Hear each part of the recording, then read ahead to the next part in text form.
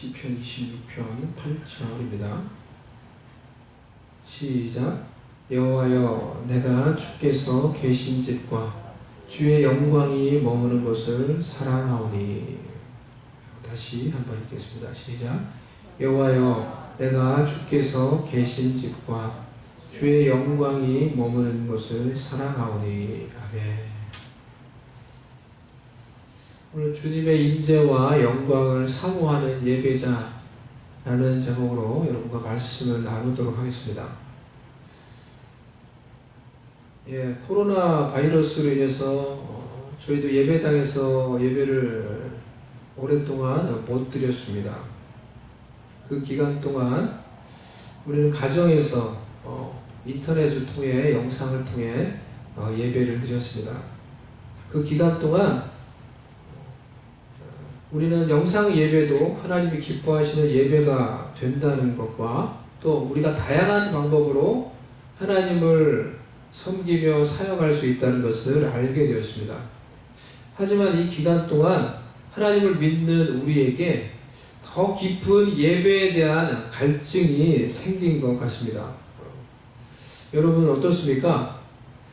예배당에 와서 예배를 드린다는 것만으로도 참 기쁘고 감사하지 않은가요? 저는 너무 이제 사실 기뻤어요. 지난주에 처음 저희가 다시 예배당에 와서 예배를 드렸는데요. 너무 기쁘고 감사했어요.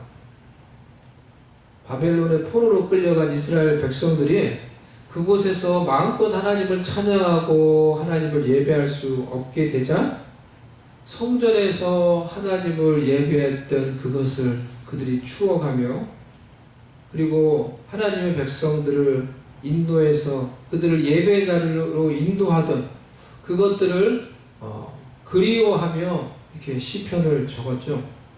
그것처럼 갑자기 예배당 문이 닫히고 교회에서 예배할 수 없게 되자 교회를 향한 갈증, 예배를 향한 갈증이 더욱 깊어지지 않았나요? 우리 속에 이런 예배에 대한 갈증과 갈망이 생겼다고 하면은 그것은 주님의 임재와 주님의 영광에 대한 갈증과 갈망일 것입니다.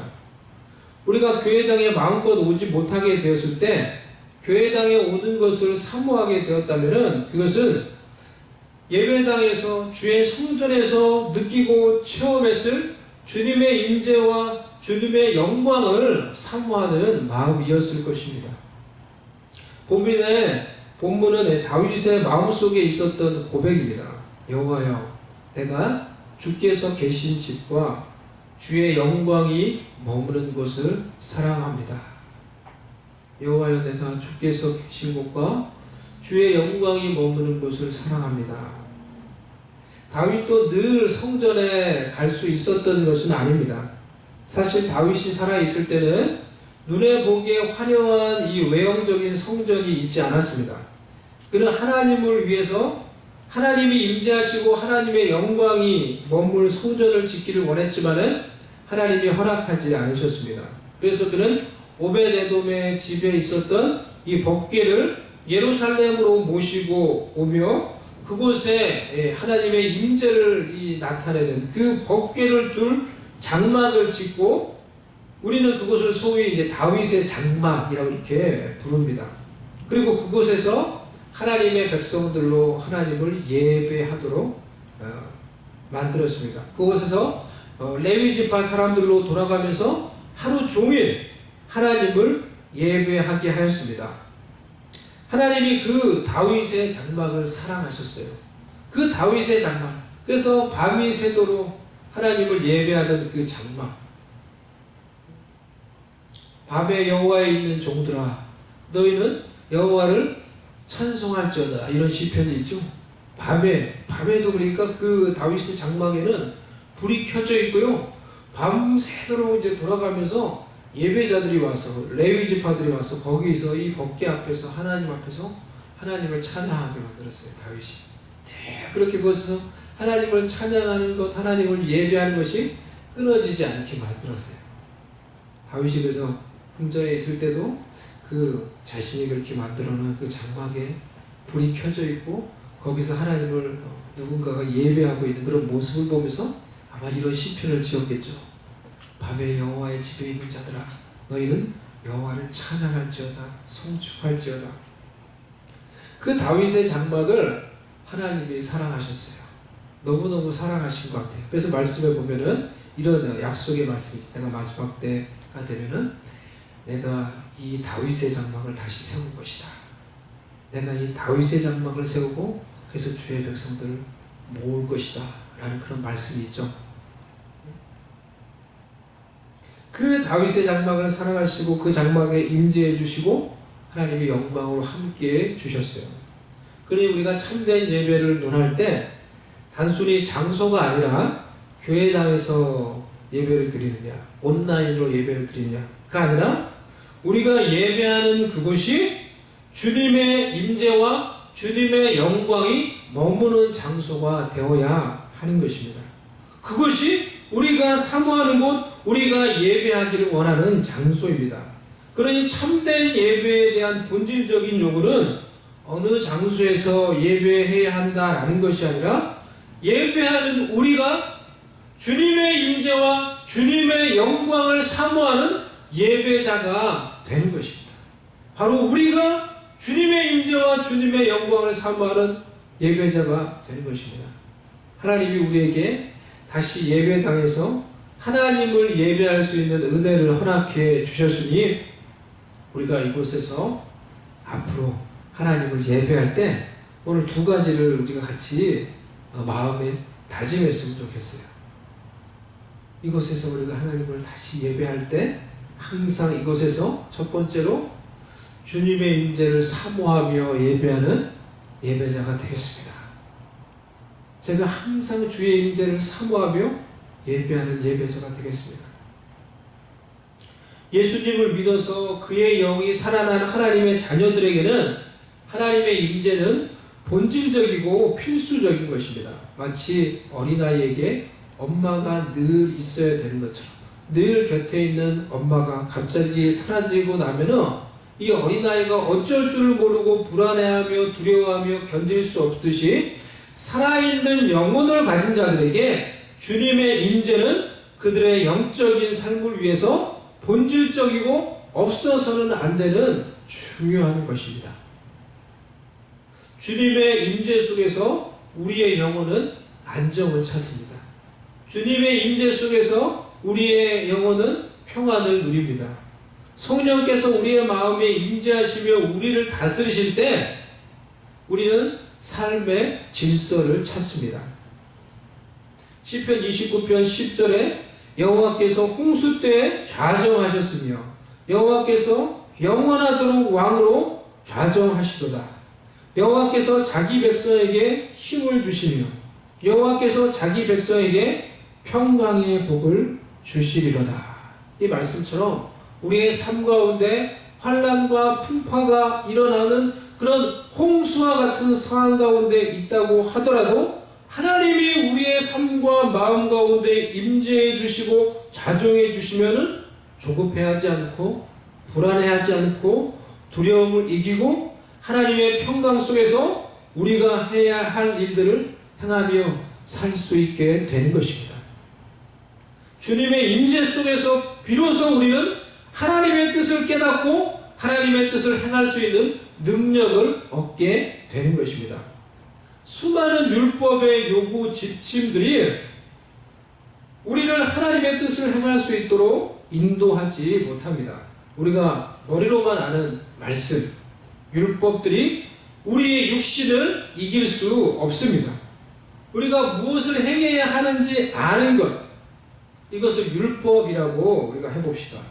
이 율법, 이 도덕보다 더 강한 것이 우리의 육신입니다. 율법의 요구를 안다고 우리의 이 육신, 우리 속에 이 육신을 따라 살려고 하는 갈망을 이기지 못합니다. 우리가 하나님의 말씀을 단순히 머리로 한다고 내 속에 있는 육신의 갈망을 이기지 못해요. 그것을 우리가 알고 체험하면서 살고 있어요. 그래서 바울이 말을 합니다.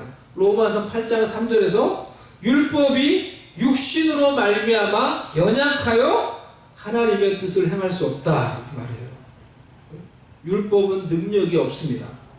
아무리 말씀을 우리가 머리로 알고 배워도 그것만으로 우리 속의 죄성, 우리 속의 이기심, 우리 속의 육신, 우리 속의 심플 네이처를 이길 수 없다는 것입니다. 주님의 임재, 주님의 능력, 성령의 임재, 성령의 능력이 우리 가운데 있어야지 하나님의 뜻을 우리가 행할 수 있게 되는 것입니다. 로마서 8장 3절에서 4절 말씀, 율법이 육신으로 말미암아 연약하여 할 수 없는 그것을 하나님은 하시나니 곧 죄로 말미암아 자기 아들을 죄 있는 육신의 모양으로 보내어 육신의 죄를 정하사 육신의 요구를 따르지 않고 그 영을 따라 성령을 따라 행하는 우리에게 율법의 요구가 이루어지게 하려 함이니라 라고 말하고 있어요. 이 말씀을 여러분 잘 생각을 해보세요. 우리가 성령을 따라 행할 때 우리 가운데 율법의 요구가 이루어지게 되는 거예요. 하나님의 뜻이 우리 가운데 참으로 이루어질 수 있게 되는 거예요. 많은 사람들이 율법의 요구가 무엇인지 알고 육신을 이길 수 있는, 이 육신을 이길 수 있는 주님의 임재와 성령의 능력이 없으니 자기도 못하는 이 율법의 요구를 가지고 이제 알고 있는 그것을 가지고 다른 사람을 판단하며 정죄하는 실수를 합니다.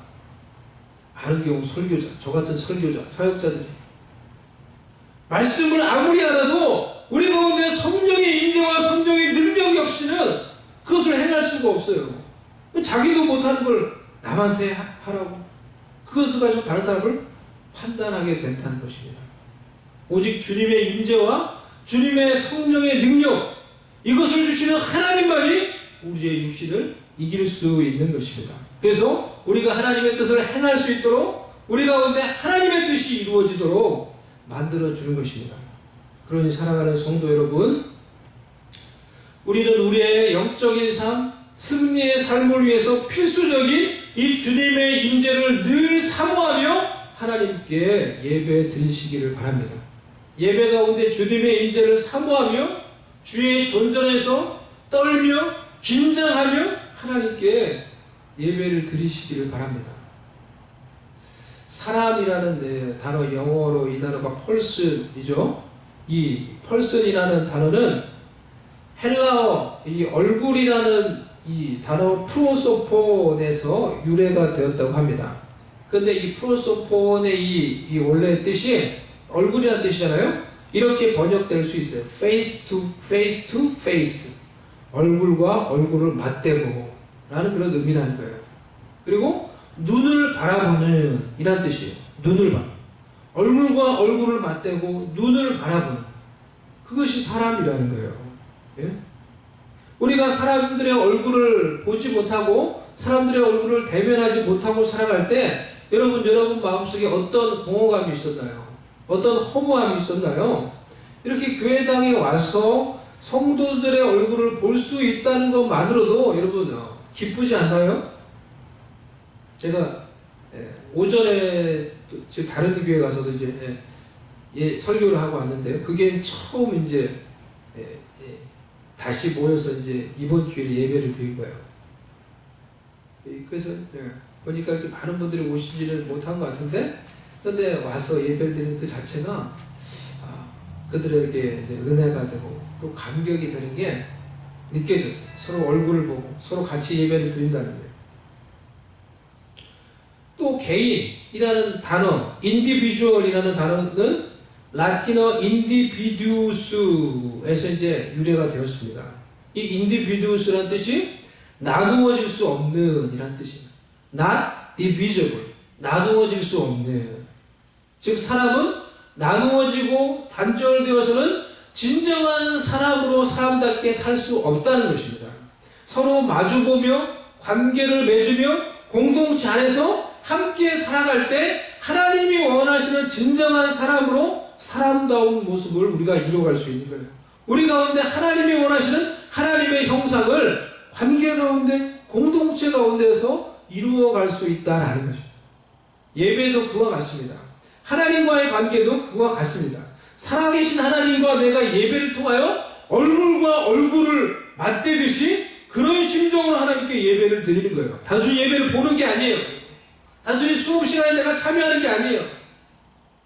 페이스 투 페이스로 하나님의 얼굴을 내가 바라보며 하나님의 얼굴을 구하며 하나님을 예배하는 거예요. 예배의 자리에서 하나님의 얼굴을 바라보며 그분의 존재에서 예배하며 교제하기를 사모하며 예배를 드리는 것입니다. 모세가 하나님의 얼굴을 대면하며 하나님과 교제하며 예배하였듯이 하나님과 나와의 깊이 있는 만남과 하나님의 임재하심이 나의 예배 속에 있어야 하는 것입니다. 저에게도 지난 한 달 이상 저는 한 달 정도라고 생각했는데 오늘 이제 어떤 분이 말을 하는데 7주였다 하더라고요. 그렇게 긴 기간 동안에 우리가 모이지 못하고 영상으로 예배를 드렸습니다. 토요일에 교회에 와서 이 예배 전체를 다 녹화를 하고 그것을 다 영상으로 만들어서 주일에 각 가정에서 모여서 각 가정에서 예배를 드렸죠. 그런데 이 기간 동안에 하나님께서 저에게 주신 은혜가 참 개인적으로 깊었어요. 영상으로 이제 예배를 드리는데 저희 가정도 TV 앞에서 이렇게 모여서 예배를 드렸는데요. 저는 맨 앞에서 제가 예배를 드렸어요. 맨 앞에서 제가 하나님을 사모하는 마음으로 그렇게 예배를 드리는데 하나님이 저에게 개인적으로 주시는 은혜와 임재하심이 참 깊었어요. 예배 때마다 하나님께서 개인적으로 깊은 하나님의 은혜와 예배 가운데 그런 눈물들을 주셨어요. 내가 생각을 해보니까 제가 예배를 이렇게 이제 앞에 서서 인도하고 그럴 때는 사람들이 이렇게 눈에 들어오잖아요. 그러니까 저도 이제 사람이니까 사람들이 눈에 들어오고 그럼 사람들을 생각하고 환경들을 생각하고 그러다가 하나님만을 바라보는데 때로는 그것이 어려움이 되고 장애물이 됐는데 맨 앞에서 그저 내가 그냥 인도자가 아니라 설교자가 아니라 그냥 단순한 하나님 앞에서 한 예배자로 예배를 사모하면서 예배를 드리니까 그것을 통해 하나님이 개인적으로 깊은 은혜와 임재하심과 눈물을 주셨어요. 그래서 내 마음속에 이런 생각이 들어요. 내가 그냥 하나님이 나를 더 이상 설교자로 사역자로 사용하지 않는다고 하더라도 그냥 내가 단순히 한 명의 예배자로 살아도 참 좋겠구나. 참 그 은혜가 행복하겠구나. 그런 감사하겠구나. 그래서 내가 잘 살 수 있겠구나. 그런 생각을 제가 했었어요. 저와 여러분이 하나님께 예배드리러 나올 때 다른 사람들, 설교자, 환경, 장소보다 더 중요한 것이 우리 각자가 개인적인 예배자가 되어서 하나님의 깊은 임재 속에서 하나님을 예배하는 것입니다. 하나님의 임재를 사모하는 그런 예배자가 되십시오. 예배 가운데 하나님의 임재를 사모하는 마음이 여러분의 찬양 속에, 여러분이 기도할 때, 여러분이 말씀을 들을 때 하나님의 임재의 은혜를 개인적으로 깊이 경험할 수 있도록 인도해 줄 것입니다. 하나님의 임재를 경험한 자가 영적으로 살아납니다. 사랑 가운데서 진리를 말하며 비로소 하나님의 뜻을 행할 수 있는 능력을 얻게 되는 것입니다. 하나님의 임재를 사모하는 예배자가 되십시다. 두 번째로 하나님의 영광을 사모하는 예배자가 되십시다. 다윗은 주님의 영광이 머무는 곳을 사랑했어요. 그것은 성소였습니다. 그것은 하나님의 임재가 임했던 다윗의 장막이었어요. 그것은 모세가 하나님을 만나기 위해서 들어갔던 회막이었어요. 하나님이 하나님의 사람들을, 하나님의 백성들을 만나는 장소에는 하나님의 영광이 있었습니다. 사람이 하나님을 만날 때 그곳에 하나님의 영광이 있었습니다. 우리는 하나님을 만날 때 하나님의 영광을 경험합니다. 하나님은 늘 영광 가운데 거하시기 때문입니다. 제가 군대에서 그것이 생각이 났습니다. 군대 교회에 있었을 때 제대하고자 그 교회를 이제 출석을 하고 있었을 때 거기서 이제 귀신 들렸던 그 병사, 예를 들어서 한 적이 있었죠. 귀신 들린 그 병사가 있었어요. 예배 자리에. 이렇게 예배를 드리는데 귀신 들린 병사가 있었어요. 완전히 포제스 됐어요. 완전히 포제스 될 때 그 귀신이 그 사람 통해서 이제 나타나요. 그래서 우리가 막 예배 드리는데 그 친구가 막 예배를 방해해요. 막 소리 지르고 혀가 막 나오고 완전히 귀신 들린 것이 눈에 이제 보이는 거예요. 눈이 이렇게 돌아가고. 그 친구를 놓고 우리가 그래서 이제 막 기도하고 그러고 이제 다른 교회까지 가서 다른 그 교회 집사님들하고 기도를 했는데요. 그 친구를 붙잡고 밤새도록 이제 기도를 했어요. 밤새도록 그 친구를 놓고 막 기도를 하는데 새벽에 귀신이 나갔어요. 새벽에. 그래서 이제 어떤 집사님이 이제 은사가 있으셔서 이제 막 그 얘기도 하고 물어보고 했는데 귀신한테 물어보니까 군대 귀신이래. 군대에 있는 이 병사였는데 뭐냐니까 군대 귀신이에요. 그 귀신이 많대요. 근데 밤새도록 그래서 그 친구를 붙잡고 막 기도하는데 새벽에 귀신이 나갔어요. 그 친구가 막 토도하고 막 하더니 어느 순간에 이 친구가 다시 정상으로 싹 돌아와가지고 우리 그렇게 막 이렇게 몸을 가누지 못했던 귀신한테 사로잡혀 있던 그런 친구가 우리를 보면서 눈물을 흘리면서 막 겸손하게 우리한테 너무 고맙다고 막 이렇게 인사를 했어요.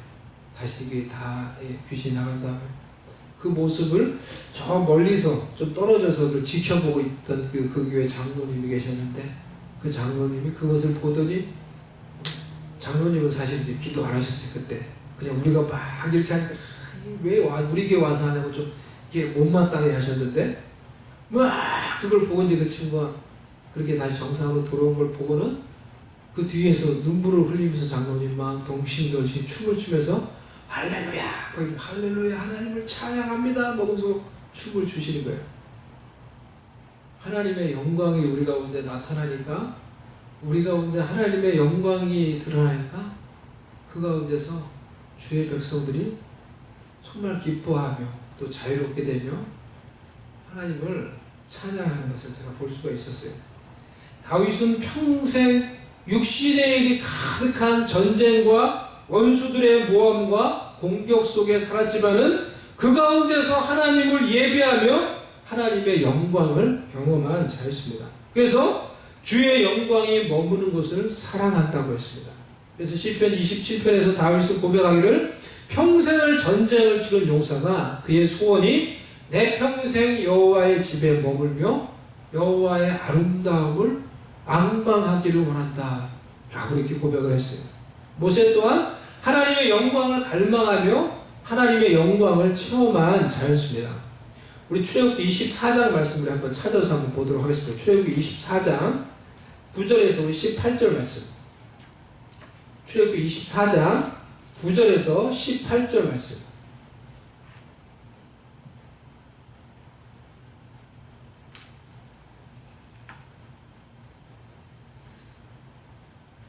우리 한번 이 말씀을 한번 같이 한번 보도록 하겠습니다. 출애굽기 24장 9절에서 18절. 여호와께서 모세에게 이르시되 너는 산에 올라 내게로 와서 거기 있으라. 내가 그들을 가르치도록 내가 율법과 계명을 친히 기록한 돌판을 내게 주리라. 모세가 그의 부하 여호수아와 함께 일어나 모세가 하나님의 산으로 올라가며 장로들에게 이르되 너희는 여기서 우리가 너희에게로 돌아오기까지 기다리라.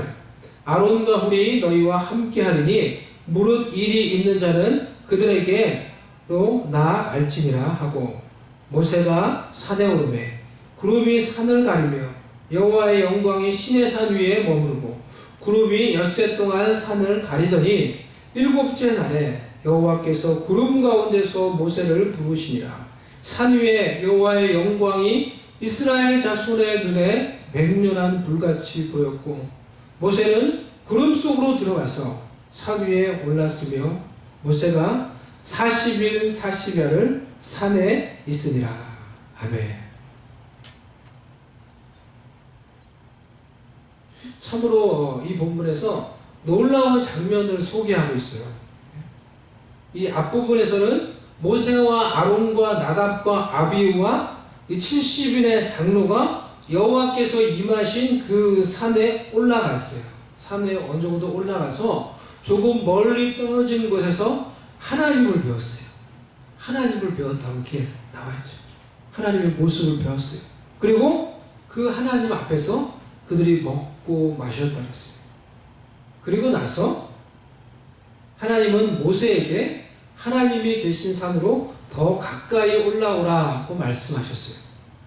여호와께서 모세에게 이르시되 너는 산에 올라 내게로 와서 거기 있으라. 너는 산에 올라 내게로 와서 거기 있으라. 하나님이 모세에게만 명령하신 말씀이에요. 예, 모세가 이 명령을 따라서 여호와께서 계신 그 산 위로 더 올라갔어요. 그가 산 위로 올라가자 구름이 산을 덮고 여호와의 영광이 그 산 위에 가득하게 되었어요. 그리고 그는 그 구름 안으로 하나님의 영광 안으로 들어가서 그곳에서 하나님과 함께 40일 40야를 그곳에서 하나님과 함께 있게 되었습니다. 모세는 40일 40야를 그 산에 있었어요. 쉽게 말하면은 그는 산 속에 40일 동안 격리된 거예요. 40일 동안 갇혀 있었던 거예요. 일상생활로부터 세상으로부터 격리된 거예요. 우리가 지금 하는 거하고 지금 비슷한 거예요. 코런틴. 코런틴이라는 그 영어 단어가 격리라는 단어인데요. 요즘에 그 단어를 좀 많이 쓰니까 이제 알게 됐어요. 그곳에 산에서 그렇게 격리된 거예요. 그곳에서 그는 무엇을 했을까요? 그가 심심했을까요? 아니에요. 그는 심심하지 않았을 것입니다. 그는 놀라운 하나님의 영광 속에 있었기에 그는 심심하지 않았을 거예요. 외로웠을까요? 세상이 그립고 땅이 그립고 육신적인 일들로 염려하며 괴로웠을까요? 아니에요. 그는 그런 것들을 느끼지 않았어요. 그런 것들을 느끼지 않았을 거예요. 하나님의 영광이라는 놀라운 능력, 하나님의 실제 속에 있었기에 그는 그 40일을 놀랍게 그곳에서 보냈을 것입니다. 우리도 지금 따지면 이 코런틴, 격리의 시간들을 보내고 있어요. 정상적인 삶으로부터 격리, 학교로부터 격리, 사람들로부터 격리, 똑같은 코런틴 격리의 생활을 하고 있는 것 같지만 모세와 우리의 차이는, 여러분, 모세와 우리의 차이는 뭘까요? 하나님의 영광이 있고 없음의 차이예요. 똑같은 격리인 것 같지만은 그와 우리의 차이는 하나님의 영광이 있는, 또 하나님의 영광이 없는 그런 코런틴이라는 거예요. 하나님의 영광이 없는 코런틴이 무엇인지 우리는 잘 알고 있어요. 그것을 경험하고 있어요. 심심합니다. 외롭습니다. 세상의 여러 일들, 육신적인 일들로, 문제들로 인해 괴롭습니다. 염려, 걱정이 나를 묶습니다. 닌텐도 가격이 오릅니다. 예? 우리 아이들은 이제 오락을 열심히 해요. 집에 있으면서 우리 학생 오락을 열심히 해요. 그러니까 닌텐도 가격이 올라요. 닌텐도가 뭔지 아세요? 우리 어른들은? 이 오락할 수 있는 오락 기기예요. TV하고 연결도 할 수 있고 하는. 심심하니까 이제 그거를 찾는 사람이 너무 많은 거예요. 그 가격이 올라요. 기타 등등. 예? 하지만 우리의 격리가 하나님의 영광이 있는 코런틴 격리가 된다면 우리도 지금의 이 모든 일들, 이 육적인 일들, 환경을 이기고 놀라운 하나님의 능력 속에서 영광스러운 승리와 영광스러운 영적인 성장을 경험할 수 있을 것입니다. 하나님을 만나고 내려온 모세의 얼굴에 영광의 광채가 났듯이 하나님의 영광 속에서 홀로 된 격리를 경험할 때 우리 가운데 하나님의 영광이 우리의 얼굴과 우리의 삶 속에 묻어나게 될 것입니다. 모세는 하나님의 영광 속에서 하나님의 말씀을 듣고 내려와서 그 말씀을 백성들에게 그대로 행했습니다. 이 하나님의 영광을 사모하며 갈망하십시다. 사랑하는 성도 여러분, 하나님의 영광을 갈망하십시다.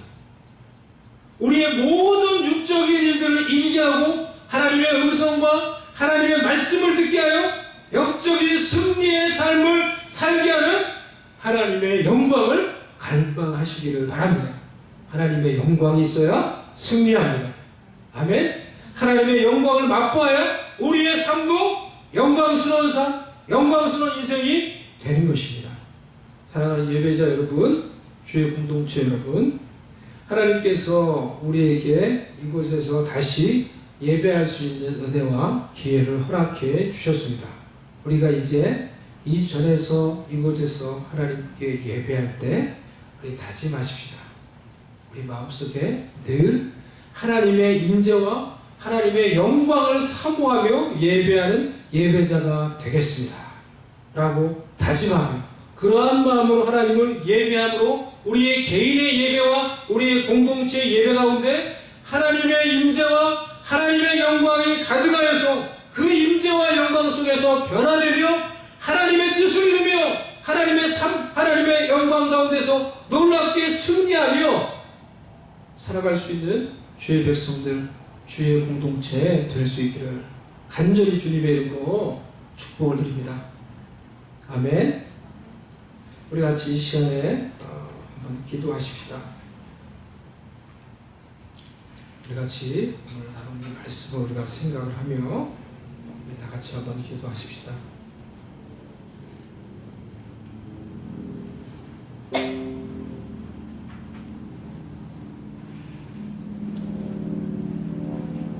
우리 잠시 침묵하며 우리 기도할 때 하나님 주님의 임재하심과 주님의 그 영광을 사모하며 살아가는 그런 예배자 되게 해주셔서 우리가 예배드릴 때 우리가 개인적으로 또 우리가 함께 하나님 앞에서 예배드릴 때 하나님의 임재하심과 성령의 기름 부으심과 영광이 나의 삶 가운데 우리의 삶 가운데 공동체 가운데 있게 하셔서 하나님이 이루시고자 하는 귀한 뜻과 계획을 이룰 수 있게 해달라. 이 시간 다 같이 침묵하며 같이 기도하도록 하겠습니다.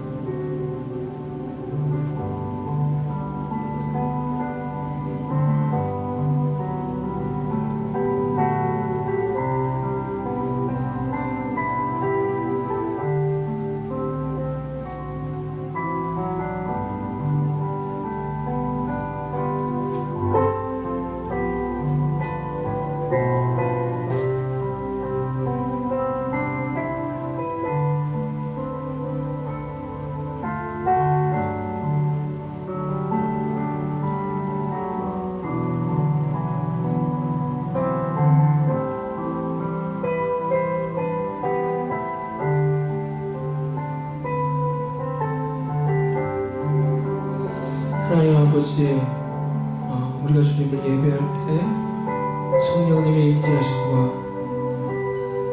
그 주님의 영광이 우리 가운데 늘 있기를 우리가 사모합니다.